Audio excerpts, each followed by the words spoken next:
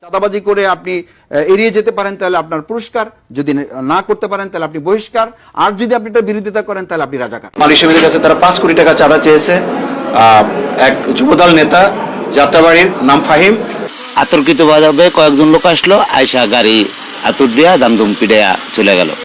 রাজধানীর রামপুরা এবার জমি দখলে গিয়ে একই পরিবারের শিশু সহ 3 নারীর ওপর হামলা এবং শ্লীলতাহানির অভিযোগ উঠেছে স্থানীয় যুবদল নেতা এসকে লিটন এবং তার সহযোগীদের বিরুদ্ধে। খবর পেয়ে ঘটনাস্থল থেকে লিটন এবং তার কয়েকজন সহযোগীকে আটক করেছে সেনাবাহিনী। ভোলার তজুমউদ্দিন উপজেলায় স্বামীকে রাতভর নির্যাতনের পর তার স্ত্রীকে দলবদ্ধ ধর্ষণের অভিযোগ উঠেছে উপজেলা শ্রমিক দল, যুবদল, ছাত্রদলের নেতাকর্মী সহ 7 জনের বিরুদ্ধে। অভিযুক্তরা হলেন উপজেলা শ্রমিক দলের যুগ্ম সাধারণ সম্পাদক ফরিদ উদ্দিন, যুবদল কর্মী মোহাম্মদ আলাউদ্দিন, তজুমউদ্দিন সরকারি কলেজ ছাত্রদলের সভাপতি মোহাম্মদ রাসেল সহ আরো 5-6 জন নেতাকর্মী। দলের এমন লাগামহীন বেপরোয়া নেতাকর্মীদের থামাবেন কবে আপনারা? এটা একটা জঘন্য এবং এই অপরাধ ক্ষমাহীন।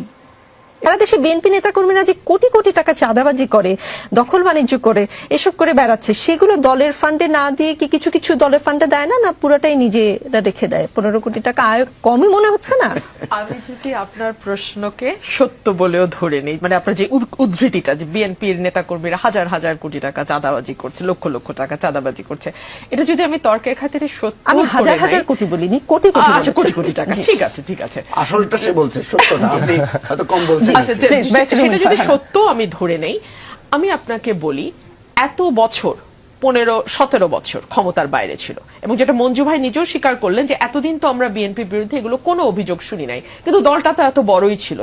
দুদিন পরে যখন ভোট হবে ইনশাল্লাহ, সেই ভোটের সময় তো আপনি ধানের শীষের পক্ষে ভোট করতে যাবেন, আপনি কোন মুখে তাদের কাছে ভোট চাইবেন? আজকে যদি এমন কোন বিতর্কিত কথা বা বিতর্কিত কাজ আপনি করে থাকেন, আপনার এলাকার মানুষ তো আপনারই স্বজন, আপনারই তো আপনজন। জনাব তারেক রহমান অনেক সুন্দর কথা বলতেছেন, কিন্তু কেউ তো দলের কেউ তো তার কথা শুনতেছে না। আসলে এইভাবে যদি না শুনে তাহলে তো বিএনপি থেকে জনগণ মুখ ফিরিয়ে নিবে।